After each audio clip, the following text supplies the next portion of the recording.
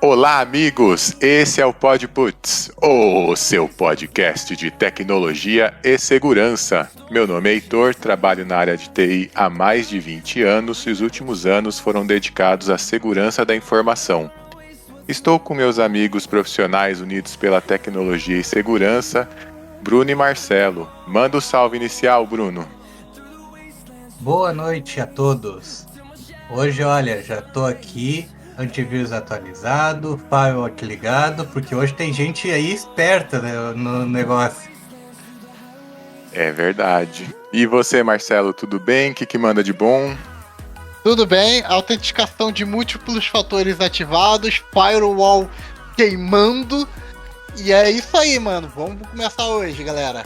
Que hoje vai ser punk. Hoje temos a presença de um convidado especial. Ele que sabe tudo de segurança ofensiva e defensiva. Ele é instrutor de cursos de segurança da informação e ainda toca violão. O grande Dante Souza. Salve, mestre Dante, como você está? Opa! E aí, pessoal? Tudo tranquilo aí? Tudo bem? Eu tô bem. Prazer estar com vocês aí nesse projeto tão legal. Boa, Dante. Vamos começar o PodPuts de hoje. Queria fazer uma reflexão. Acompanhe o raciocínio. A pessoa, por exemplo, começa a ir na academia, começa a malhar. Malhar não, né? Treinar. Começa a levantar peso, vai ficando fortinho. Aí a pessoa sabe que chegou no shape quando alguém comenta: ih, deve usar bomba. Outro caso, a pessoa começa a jogar online, um jogo de tiro, por exemplo. Aí sabe que tá jogando bem quando alguém comenta: ih, esse aí deve ser cheater. No trabalho, a pessoa se dedica, ela estuda, mantém alta performance. Aí uma hora alguém vai e fala o quê? E esse aí teve sorte. Você, Dante, que é um profissional reconhecido, como foi o seu processo para chegar nesse nível de conhecimento? Você passou muitas noites sem dormir até chegar essa hora de ter sorte? Olha, o que você falou é verdade, viu? Realmente é muito mais fácil, né? Até por causa da nossa tendência de não reconhecer o esforço do outro, né? Muitas vezes. É muito mais fácil a gente dizer que essa ou aquela pessoa teve sorte, né? E não reconhecer todo o trabalho que a pessoa... todo o caminho que a pessoa trilhou até chegar onde ela está, né? Então, por exemplo, eu posso falar sobre mim, de muitos profissionais que eu conheço, que, claro, às vezes a sorte pode ajudar, né? Em alguns casos, né? Você está no lugar certo, na hora certa, ou conhecer as pessoas certas, às vezes ajuda. Mas o seu sucesso não vem só disso, vem principalmente do seu esforço.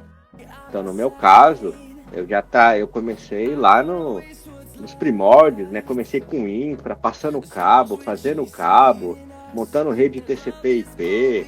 Então, para mim chegar onde eu cheguei hoje, né? Então, tive que trabalhar bastante.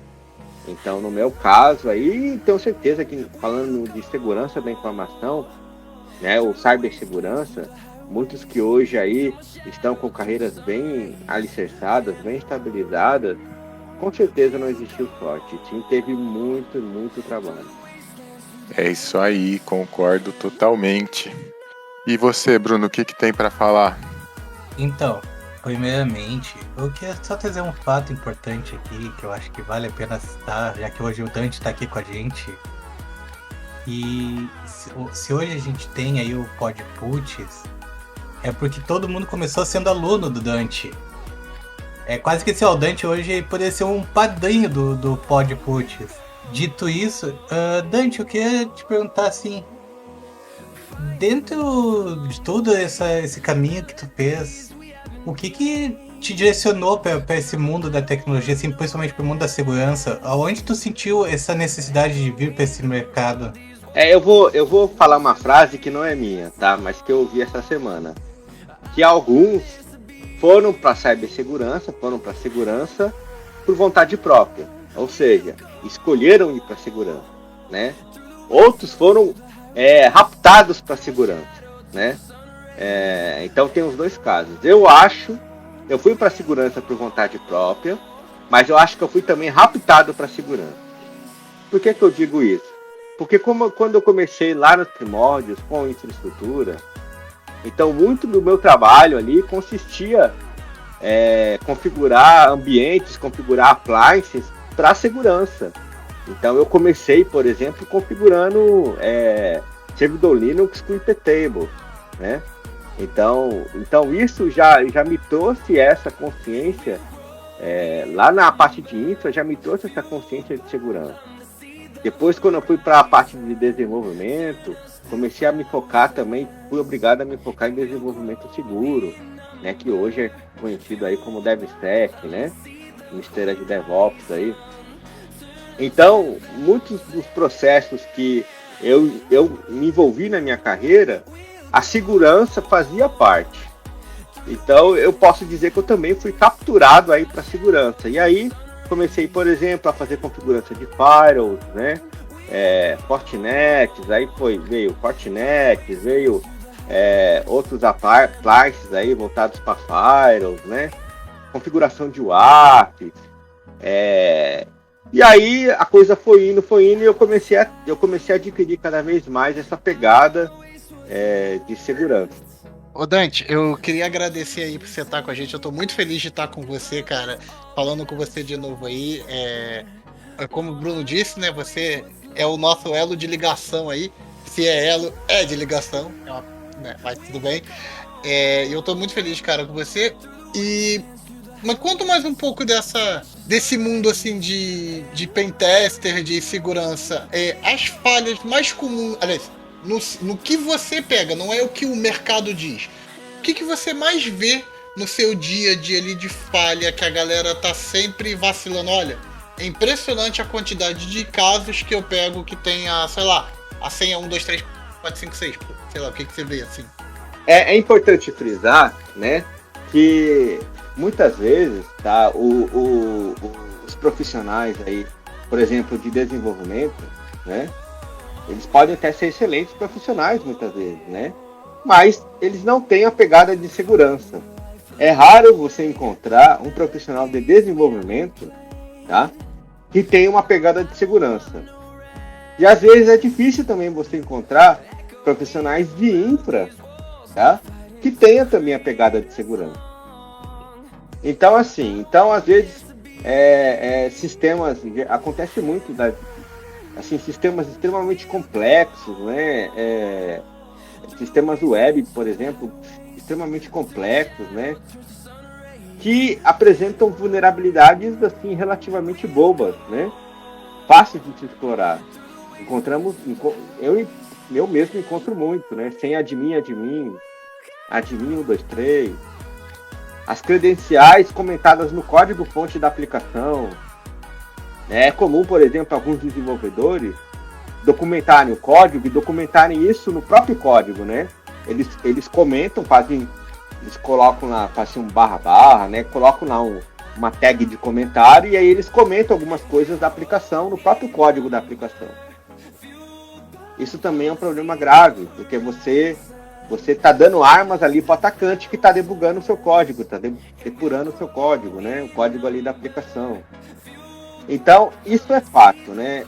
Quem desenvolve, quem implementa infra, na maioria das vezes, não tem a pegada de segurança. A menos que seja alguém focado em segurança. Por exemplo, alguém que é focado em configuração de firewall. Aí ok, né? Ou alguém que é focado em desenvolvimento seguro no mistério de DevOps. Ok também. Tá? Então, nesses casos de pessoas mais focadas, aí tudo bem, né? Aí sim. Mas, caso contrário, existe muito essa carência de segurança na fase de implantação e na fase de implementação. Dante, puxando um gancho nessa parte de empresa focada, pessoa focada em segurança, tem uma questão que eu queria perguntar. Tem empresas que trabalham com monitoramento estratégico do ambiente, com threat hunter, pesquisa ativa de indício de atividade suspeita.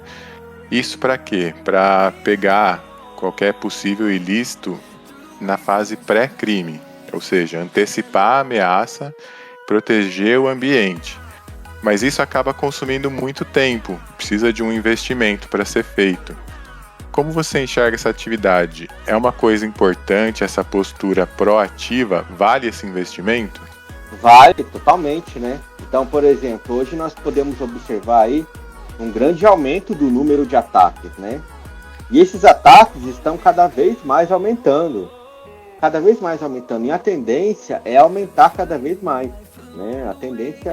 A tendência, hoje já está assim, hoje nós já vemos um índice de ataque extremamente alto, em âmbito global mesmo, né? E a tendência é vermos cada vez mais isso.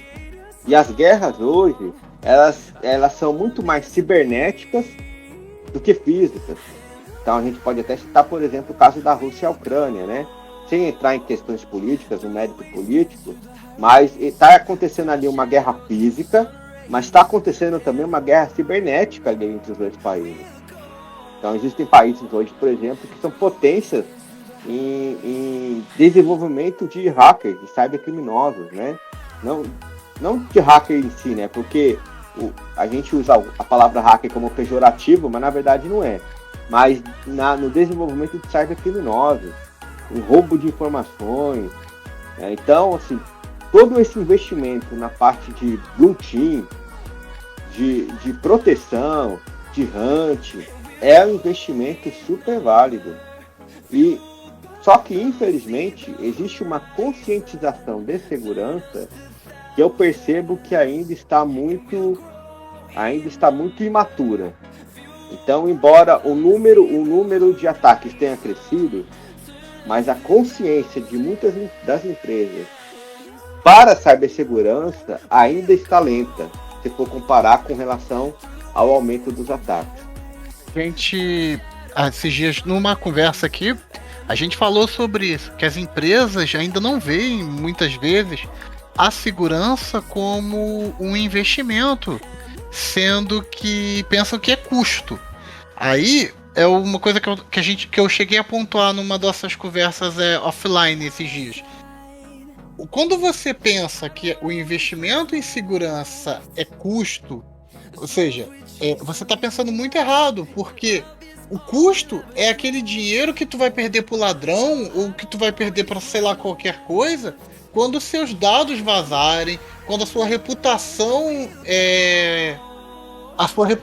for manchada e você tiver que gastar um dinheiro imenso para voltar ao status em que você estava antes. Porque quando você investe em segurança, você vai levar a sua empresa para um passo à frente, né? Você evolui. Então, a partir do momento que você está usando o dinheiro para evoluir, é investimento. Você não pode ficar pensando que você está tendo custos com segurança.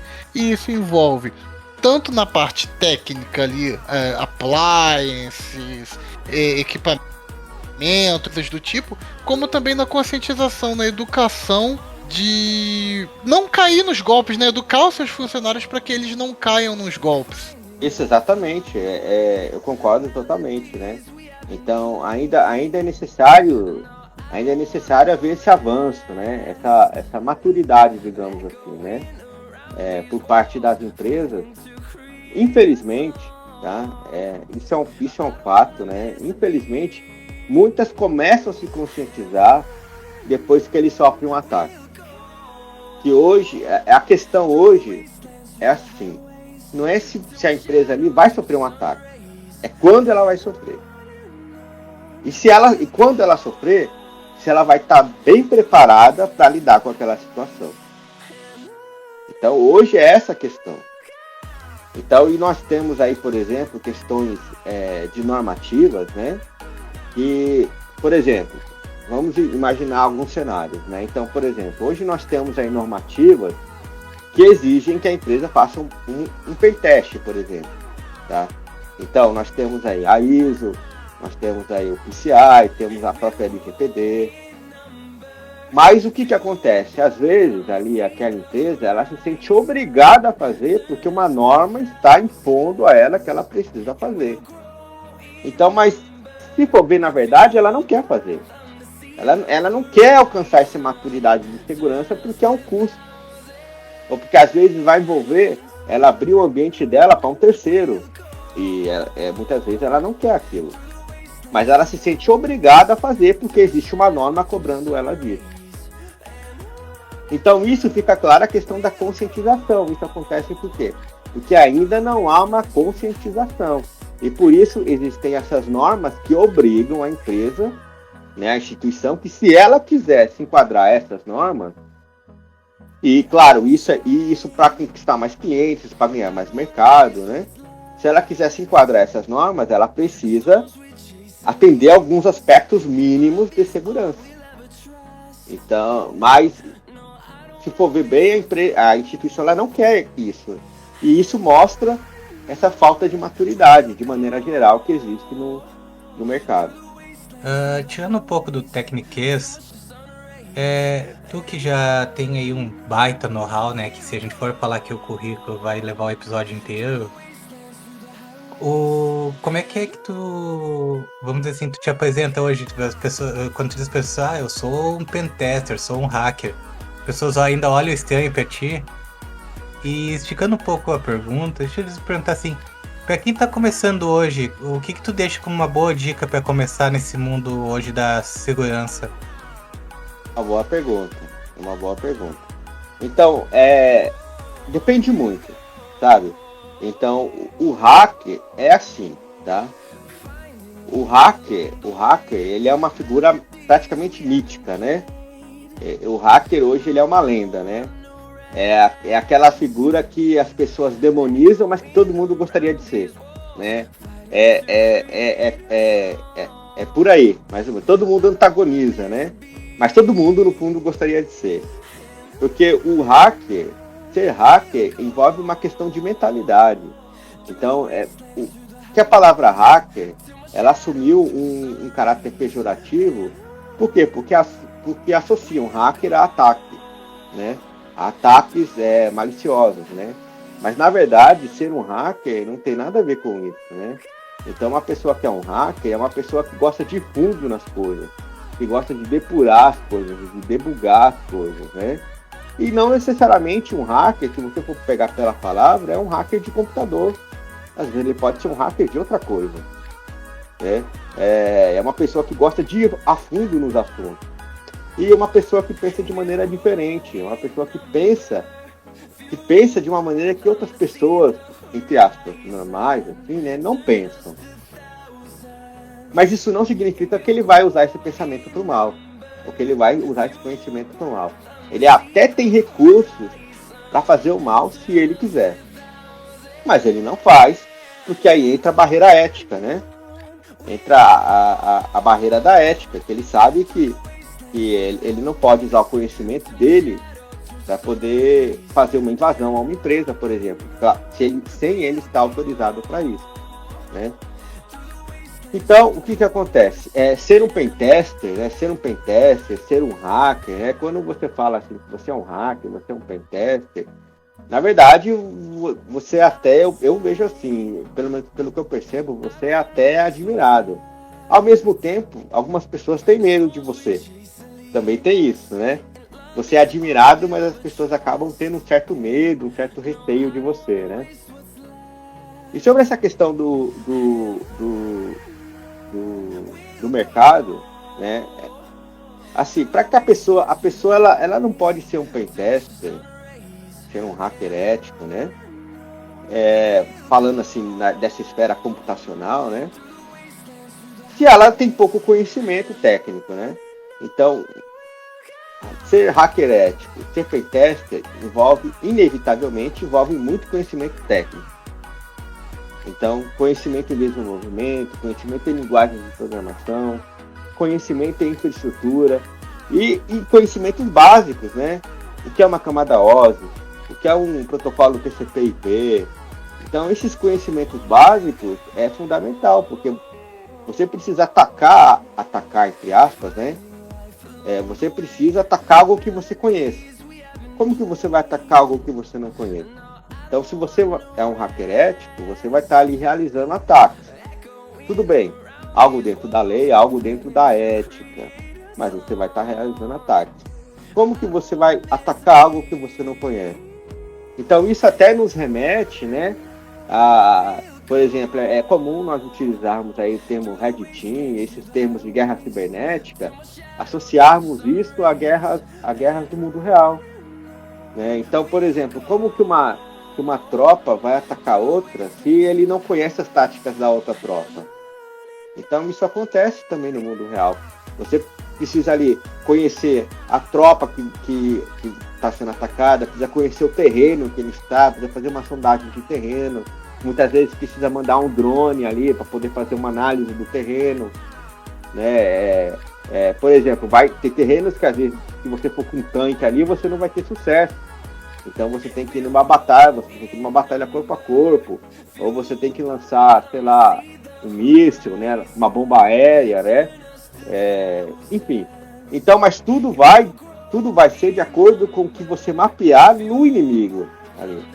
Então, um ataque cibernético acontece da mesma forma. Você precisa entender as tecnologias ali envolvidas.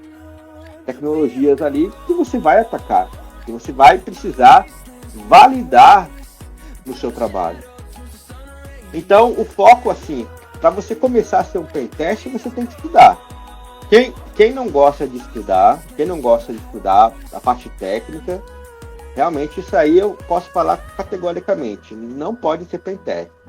Pessoa, ou um hacker ético, né? A pessoa tem que estar disposta a estudar, estar disposta a testar, a tentar errar e tentar de novo e errar de novo, né? Então, até porque isso está muito dentro da cultura hacker, né?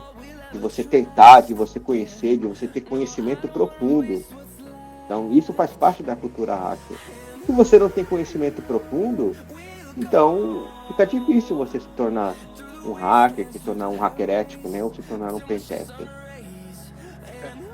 É importante até a gente dar uma pontuada sobre... Você falou uma coisa sobre a palavra hacker que é legal a gente pontuar.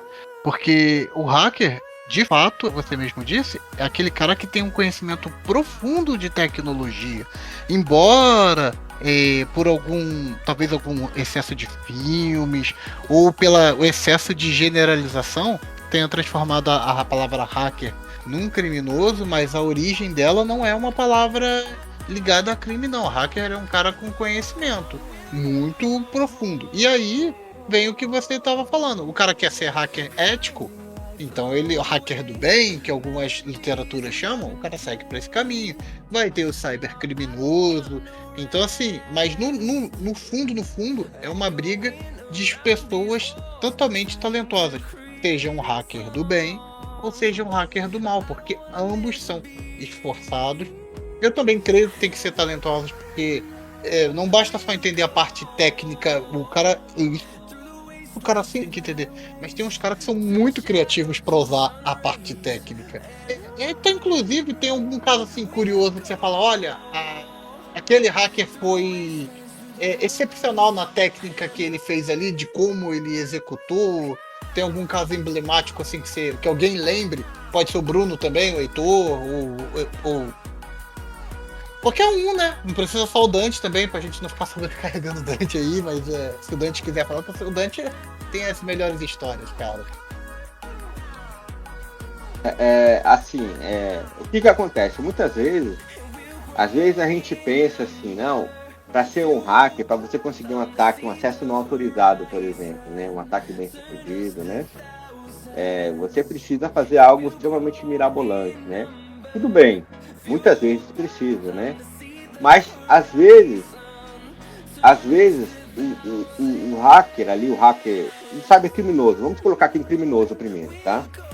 Ele vai ali no simples, muitas vezes, tá? Muitas vezes ele vai no simples, ele consegue sucesso fazendo coisas simples, por exemplo, validando o credencial admin. Então muitas vezes é no simples ali que ele consegue, né? Validando ali na credencial admin, ou validando ali um componente do site que está desatualizado e que existe ali, por exemplo, uma CVE. Tá certo que essa questão de exploração de CVE está muito ligada a script kids, né? Que são aquelas pessoas que também são da segurança da informação, ou até são hackers maliciosos, mas que pegam scripts prontos, digamos assim, né? Exploits prontos na internet, para poder tentar fazer uma exploração. Mas muitas vezes a gente assimila o hacker, né, a desenvolvimento de zero day e tal, né, um cara que, né, é altamente detectável, né, mas muitas vezes eles usam técnicas simples, tá, para conseguir acesso. Então, eu vou citar casos assim profissionais, né, embora eu não possa citar nome de clientes, claro, mas em casos assim profissionais, muitas vezes fazendo o básico ali, validando o credencial, a gente já conseguia um acesso não autorizado, né? A aplicação e a aplicações críticas, né? Ou, por exemplo, falando aí de LGPD, às vezes você fazendo uma busca simples no Google, usando uma Docs, no Google Docs, você consegue ali documentos, né? Você consegue ali documentos expostos, documentos confidenciais, que falam sobre faturamento da empresa, que fala número de funcionários, né? Cargo das pessoas, né? Então tudo isso aí acaba sendo uma fase de reconhecimento, né? Eu não vou lembrar de um caso muito específico, assim, emblemático. Tem, tá? Não estou lembrando de nenhum específico agora, mas no trabalho mesmo, né? Quando eu trabalho com consultoria, então no trabalho mesmo, fazendo um hacker ético, a gente começando assim das coisas aquela coisa que muitos pensam que não, eu tenho certeza que isso eles tiveram cuidado de não fazer. A empresa ali que está sendo atacada no caso, né? Não, eles não vão usar credencial admin, por exemplo. E às vezes você bate no wordlist lá e você pega admin. Você pega admin 1, 2, 3. Então muitas vezes muitos ataques bem sucedidos e que causaram grandes estragos, tá? Começaram com uma técnica, utilizando uma técnica bem simples, de tão simples que as pessoas pensavam que seria impossível alguém usar, de tão simples que era. E às vezes, por ser simples, foi desconsiderada, e aí o hacker do mal ali, né, o Black Hat ali, conseguiu o primeiro acesso não autorizado na aplicação ou na infraestrutura, e aí ele começou a utilizar a matriz de ataque, né, que é movimentação lateral, né, reconhecimento dentro da rede, né, aí passou para infiltração, e aí tem toda uma matriz que o hacker ali segue para poder alcançar ali os seus objetivos, né, mas tudo começa com o primeiro acesso. Ele vai conseguir o primeiro acesso na aplicação ou na infra, né? Ele conseguiu o primeiro acesso, aí ele começa a seguir a matriz de ataque dele. E muitas vezes é nesse primeiro acesso que a parte de segurança é desconsiderada. Verdade. Naquele caso do moleque de 16 anos que hackeou a Nvidia, a Microsoft, será que aquele moleque era um script kid ou ele já tinha... Pela idade, assim, porque eu acho que ele saiu deixando muito rastro, né? Eu li uma matéria falando que o cara, embora tivesse executado várias coisas, ele ainda não sabia cobrir os rastros dele. E eu acho que é bem uma característica da galera que é script kids.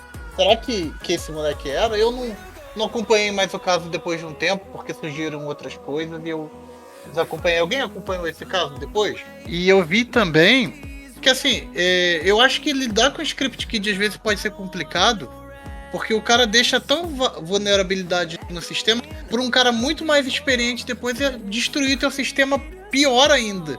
Né? Será que tem como isso acontecer ou eu já estou fantasiando um pouco nessa área? Tem como isso acontecer, sim, tá? Então, por exemplo, quando você utiliza ali um script pronto, né? Um script do GitHub, por exemplo, né? Não tem nada de errado. Até durante um pentest, utilizar um script ali do GitHub, né? Ou uma aplicação que alguém já tenha feito, né? Mas, assim, é importante entender o que aquela aplicação faz, né? Porque, de repente, você pode... Às vezes você não sabe se aquela aplicação, se aquele código vai coletar alguma coisa, por exemplo, do cliente. Por exemplo, né? Vai que aquilo coleta alguma coisa de alguma forma e manda para alguém que você não tem ciência, né? por não analisar o código, simplesmente baixar ali e executar. Tudo bem, o GitHub é uma plataforma muito confiável também, né? E a maioria das coisas ali são para uso ético, né? Mas o que garante que não pode ser algo ali, não pode ter uma intenção maliciosa? Então não tem como garantir. Então quando se trata de você, por exemplo, se você vai fazer uma consultoria ali, você precisa tomar muito cuidado com o tipo de script que você vai utilizar ali no cliente, né? Vai rodar ali para poder ou fazer uma enumeração, ou fazer um brute force, ou explorar uma vulnerabilidade conhecida, uma CVE, né? E pode realmente ter, eu não me atualizei sobre esse caso, tá? Mas ele pode realmente ter sido um script key. Mas como ele conseguiu um acesso assim? Pode ser e pode não ser, tá? Porque o que acontece? Essa questão dos rastros, né? Tudo que a gente faz, inevitavelmente gera rastro, tá? Tudo que a gente faz gera rastro. Então, gera histórico de navegador, gera histórico muitas vezes nos provedores, né? Gera histórico na nossa máquina, ou na máquina de quem está sendo feito o ataque, né? Ah, tudo bem, você pode usar uma máquina na nuvem, por exemplo, né? Ok, você pode usar uma máquina na nuvem, mas você gera um histórico lá nessa máquina. E depois, por exemplo, se há uma resposta a incidente, né? Ou até uma ação criminal, em que é feita uma análise reversiva, né? Ou seja, do ponto do ataque para trás, para saber como o atacante pensou, da onde o ataque partiu, coisas assim. Por exemplo, aí você vai chegar nesse servidor que foi utilizado no ataque. Então, por exemplo, se foi utilizado um servidor, um exemplo, tá? Da Oracle aqui, no ataque. Tá, utilizou esse servidor. Para contratar esse servidor, teve que ter um cadastro. Teve que ter ali, provavelmente, um cadastro de cartão de crédito, ou boleto, ou Bitcoin, ou sei lá o que, né? Então, aí é puxar desse cadastro, para saber no nome de quem esse servidor está cadastrado, um exemplo, tá? Então é por isso que muitas vezes é utilizado o Tor, né? Então muitos aí, até nos pentests mesmo, utilizam o Tor para tentar ser o mais stealth possível, né? Mas é importante falar também que o fato de utilizar um ataque por meio do Tor também não significa necessariamente que o atacante ali vai ser indetectável. Na verdade, você vai estar confundindo, porque o Tor, ele dentro da rede Tor, ele vai passar por vários servidores, né? Então você dificulta a sua rastreabilidade, dificulta ali a rastreabilidade. Mas o Tor por si só não significa que a pessoa vai ficar ali, que o atacante vai ficar totalmente indetectável. Então tem uma série de fatores que um atacante malicioso, digamos assim, leve em conta para poder fazer um ataque e ao mesmo tempo não ser descoberto, não ser detectado. E também existe o outro lado, que muitos atacam, não é nem com o prazer financeiro, muitos atacam para mostrar que podem atacar, né? Para mostrar que tem um poder. Então, às vezes acontece, por exemplo, ali de um grupo de hackers, né? Geralmente eles fazem um ataque em grupo, né? Eles atacam ali uma determinada aplicação, já peguei casos assim, eles atacam ali a aplicação e só assinam na aplicação. Ó, fiz um ataque bem sucedido, e coloca lá o nome do grupo que atacou, né? Mas eles não roubam nada, pelo menos acredita-se, né? Não existe evidências que tenham roubado nada, nem tiraram a aplicação do ar, nem tiraram o site do ar, nada disso. Eles apenas ali fazem uma assinatura para mostrar ali que eles têm a capacidade de entrar, né? Então, existem várias motivações, na verdade, para um ataque, né? Nem sempre. A maioria delas, e essa que a gente ouve falar, é a motivação por dinheiro, né? Mas uma motivação, por exemplo, que acontece é por desafeto, né? Então, às vezes, o atacante ali, ele trabalhava numa empresa, ele tá descontente, ele saiu descontente com aquela empresa, ele vai lá e ataca a empresa, né? faz um ataque ali na empresa e arrebenta ali, né? Por quê? Porque ele está descontente, alguma coisa ali deixou ele descontente, né? Então tem várias motivações, na verdade, né? A gente fica sabendo só da motivação envolvendo dinheiro, mas tem várias motivações aí que nada justifica, tá? Do meu ponto de vista como ético, nada justifica, mas esses hackers maliciosos, Black Hat, eles fazem um ataque inteiro baseado em várias motivações, as mais diversas possíveis. Uma pergunta rápida e objetiva para todos. Port scan é crime? Eu acho que não, e vocês? Ficou meio em cima do muro. Às vezes pode ser, mas se tu tá fazendo um modo correto ali, identificado, também não é. Eu acho que não. Acho que a gente já debateu isso há um tempo atrás acho que no curso de Pentest. Eu não acho que port scan seja uma coisa ruim. Você só tá olhando, você tá olhando pela janela do cara. É uma invasão de privacidade, de certa forma, se olhar pela janela? Mas você ainda não fez nada de ilegal. Só tava ali, olhou, botou a cara pela janelinha, assim, pra onde tem... Se tem uma portinha aberta, se o vidro é transparente, eu acho que não. Dante, você que é um profissional hacker ético, o que você acha? Port scan é crime? Ó, crime com questões penais e tal, eu não sei se é crime, né? Eu acredito que, do ponto de vista de um crime, não, tá? Claro que aí a gente precisaria aí pegar as leis disponíveis, né? As normas e leis disponíveis, LGPD, a lei Carolina Dickmann, né? E outras leis aí outras leis aí que regem aí questões de informática, acesso não autorizado, etc. Mas é claro que se você vai fazer um port scan, tá? Pode-se já pergunta, beleza? Para que você vai fazer esse port scan? Ou para que determinada... Você não. Para que determinada pessoa vai fazer o port scan? Então, se isso muitas vezes é descoberto, né? Isso pode colocar ali quem fez o port scan ali numa situação difícil, né? Então, por exemplo, vou citar meu exemplo. Eu faço consultoria, né? Trabalho com consultoria. Mas eu vou fazer um port scan num cliente sem ele me autorizar, né, antecipadamente. Então não seria ético da minha parte, né? Fazer isso. Agora, se eu estou validando uma infraestrutura, fazendo uma simulação num ambiente controlado, né? Aí tudo bem, aí você arrebenta, né? Faz port scan lá e né? Aí você usa todas as suas habilidades ali, né? Mas no caso aí, você fazer isso de maneira não autorizada, né? É complicado, tá? E a pessoa pode arrumar problema. É legal, é uma discussão boa. A gente falou muito aí dos conhecimentos técnicos que o profissional tem que ter. Eu gostaria de levantar um ponto. Quando eu comecei lá na década de 90, era outra realidade. Aprender inglês era fundamental para aprofundar na parte técnica. O tempo passou, hoje tem muito material traduzido. A minha pergunta é: você acha, Dante, que não saber inglês é um impeditivo para trabalhar com segurança ou dá para se virar e mandar bem na área? Não é impeditivo, tá? Não é impeditivo. Dá para se virar e mandar bem na área, tá?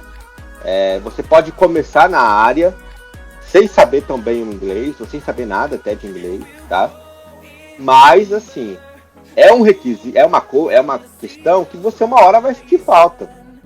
Você tá na área ali de cibersegurança, vai ter os termos são em inglês, né? As normas são em inglês. As principais metodologias são em inglês. Tudo bem, você pode traduzir, mas muitas vezes a tradução ali, o Google faz uma tradução ao pé da letra, um exemplo, né? Muitas vezes a tradução ali, que é ao pé da letra, fica difícil de entender. Não é uma tradução baseada no sentido, né? Ou baseada no contexto. Então, é mandatório? Não. Não é impeditivo? Não. Mas, durante o processo, a pessoa precisa ter essa iniciativa de querer aprender. Ô Dante, aproveitando o assunto, o que tu vê como futuro para essa área que a gente vê como tão promissora que é a área de segurança? O que é a tua perspectiva aí pra frente? Ó, essa área de segurança, ó, a tendência é crescer e crescer e crescer cada vez mais, tá? Existe uma demanda muito grande, tá, por profissionais de segurança. Uma demanda muito grande. Existe, na verdade, assim, um efeito achatamento. Então, o que é esse efeito achatamento, né? Então, por exemplo, falando no caso aí de empresas que precisam de serviço de segurança. Não empresas que estão contratando profissionais, empresas que precisam de serviço de segurança.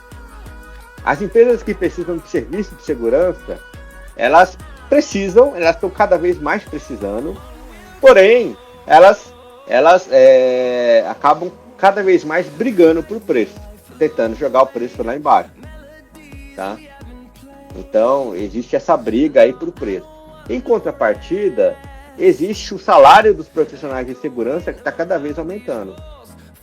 Então, existe esse efeito achatamento, né? Porque, geralmente, o que acontece? Essas empresas que precisam de serviço de segurança, muitas vezes, elas não vão contratar um profissional de segurança. Até porque elas entendem que isso vai envolver encargos, né? Que aquele profissional ele vai ter que ficar focado só em segurança, né? Que ele não vai poder aproveitar aquele profissional em outra área, né? Então, muitas vezes, o que as empresas fazem? As empresas contratam consultorias de segurança. Então, pega uma empresa, por exemplo, do ramo varejista, né?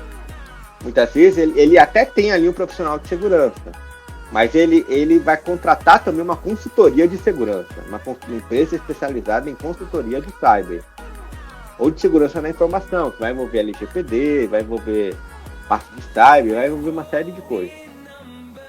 E muitas vezes essas consultorias é que vão contratar o profissional de segurança. E essas consultorias acabam sofrendo com esse achatamento de valor. Ou seja, os varejistas, os clientes, né, querendo jogar o preço mais para baixo. E em contrapartida, essas consultorias vão enfrentar cada vez mais uma demanda cada vez maior e uma briga também cada vez maior. E em contrapartida, tem pouco profissional no mercado.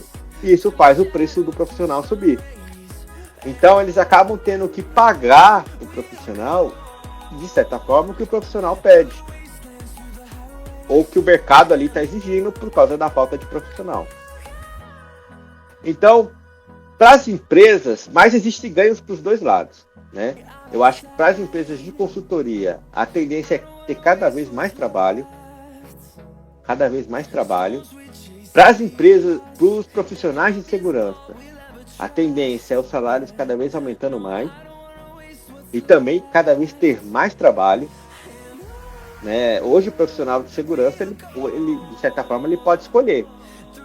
Não, eu não quero mais trabalhar nesse lugar, eu quero trabalhar naquele. Né? Hoje o profissional de segurança está podendo escolher. Mas é por isso também que aí o profissional de segurança precisa ter uma mente equilibrada para fazer uma boa escolha. Né? Que o fato dele poder escolher também, de ter muita empresa a ponto dele poder escolher, não significa que toda empresa que ele escolher vai ser boa para ele ou para a carreira dele. Então também tem isso. Então tem uma série de coisas que o profissional de segurança precisa levar em conta ao escolher para que empresa ele vai. Mas oportunidade existe muitas e a tendência disso é aumentar cada vez mais. O mercado está aquecido, mas hoje em dia todo mundo tem que saber um pouco de segurança, né? Queria até trazer uma questão prática.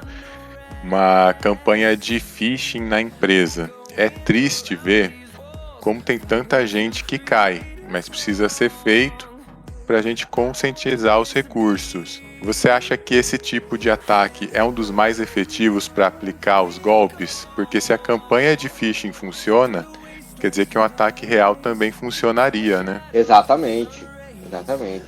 Então o phishing hoje, ele tem sido ele é um dos principais meios, tá?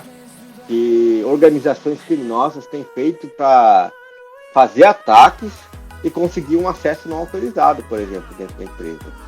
Se você for olhar, por exemplo, a matriz do MITRE, né? que é ali os TTPs, as táticas técnicas e procedimentos, você vai ver que o phishing, ele está ali entre as primeiras técnicas que o atacante ali vai utilizar para poder posteriormente preencher toda a sua matriz de ataque.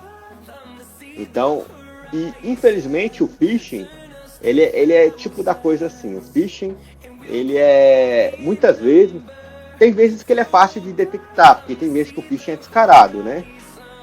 E ainda assim, muitas vezes a pessoa ali, o profissional ali, o colaborador cai. Mas tem phishings que eles são tão bem elaborados,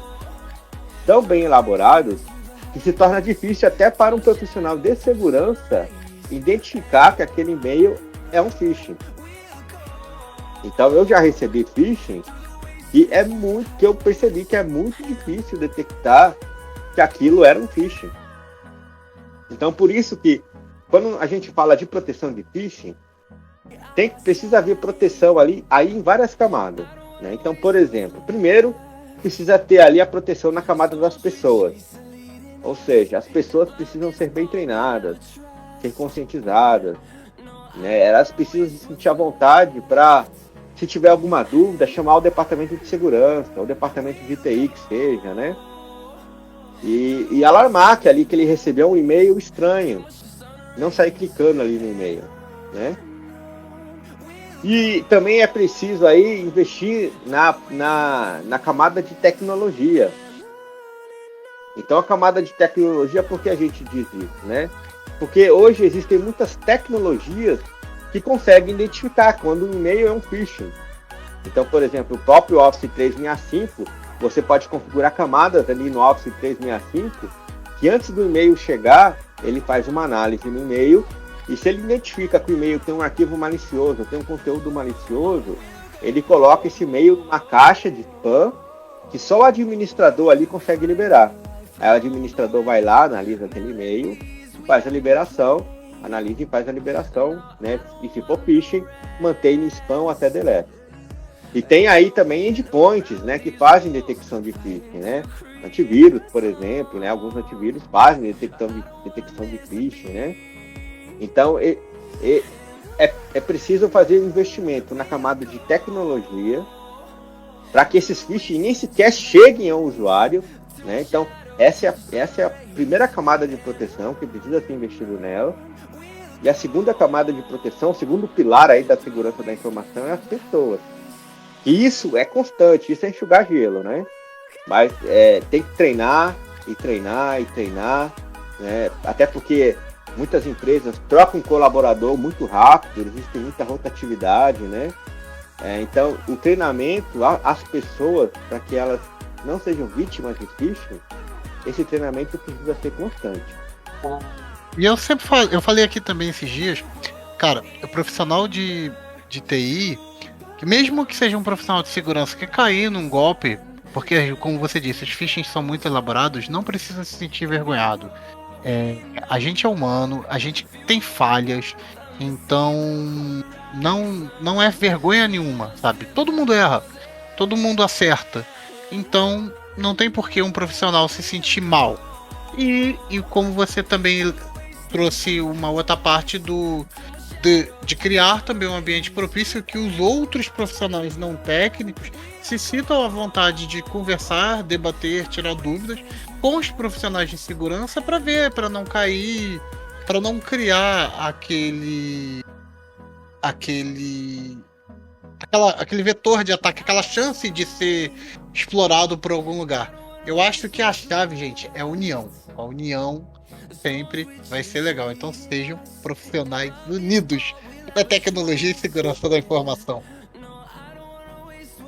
Dante, muito obrigado pela presença. Foi muito legal esse bate-papo. A gente tem que ser unido mesmo, igual o Marcelo falou. A gente vai aprendendo aos poucos, vai evoluindo. Queria aí ouvir suas considerações finais, Dante. Eu queria agradecer muito, né, a vocês aí pelo convite, né? Vocês falaram que eu criar o podcast, criaram mesmo, né? Então, parabéns aí. Acho que o Bruno comentou, né? Só que um pouco do comentário do Bruno acabou cortando aqui pra mim, mas eu acho que foi problema meu aqui no meu fone, né? Mas ele falou que eu entendi pelo menos isso, que eu inspirei a criação do podcast, né? E eu fico muito contente com isso, né? Vocês foram meus alunos em alguns cursos de segurança, mas vocês já são profissionais da área, né? E excelentes profissionais, né? Então eu fico muito contente aí de vocês se sentirem, né? Sentirem que eu servi de inspiração. E muito feliz também de ter sido convidado para este canal, para poder a gente falar um pouquinho, né, sobre esse assunto que é tão importante, mas ao mesmo tempo é gostoso, né? É gostoso falar de segurança, né? De cibersegurança, né? É uma coisa que nossos olhos brilham quando a gente fala sobre isso, porque é algo que a gente gosta, né? Que a gente faz com todo amor, porque a gente gosta mesmo disso, né?